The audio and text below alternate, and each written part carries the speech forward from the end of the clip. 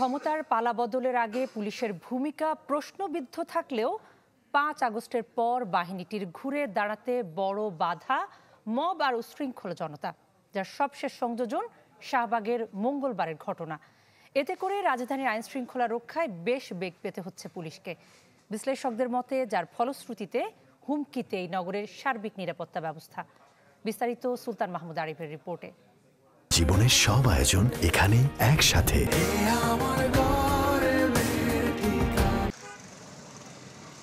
ব্যস্ততম এই নগর আর নগরবাসীর যারা নিরাপত্তা দেবেন তারাই এখন নিরাপত্তাহীনতায়।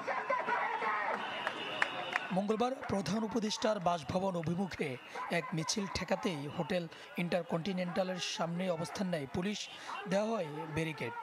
সড়ক অবরোধ না করতে আন্দোলনকারীদের করা হয় অনুরোধ।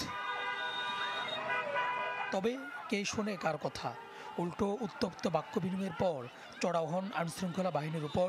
পরিস্থিতি নিয়ন্ত্রণের চেষ্টায় এরপরে ঘটে বিপত্তি।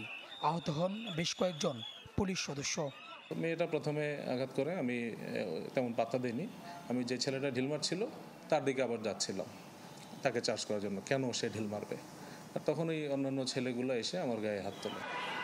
এ ঘটনায় উদ্বিগ্ন পুলিশ বাহিনীটির দাবি, জনমানুষের নিরাপত্তার স্বার্থে কাজ করতে গিয়ে হামলার শিকার হলে আরও অবনতি হবে আইনশৃঙ্খলা পরিস্থিতি।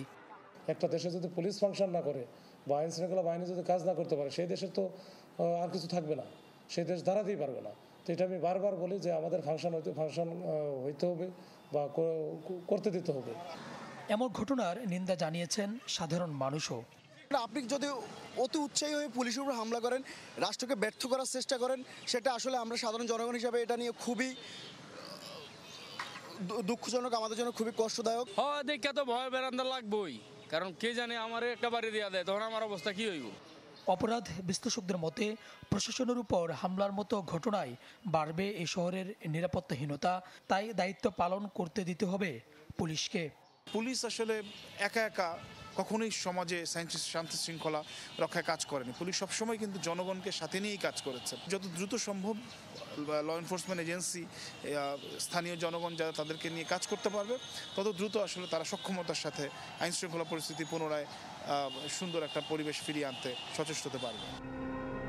৫ আগস্টের পর রাজধানী সহ দেশের বিভিন্ন স্থানে হামলার শিকার হয়েছে পুলিশ।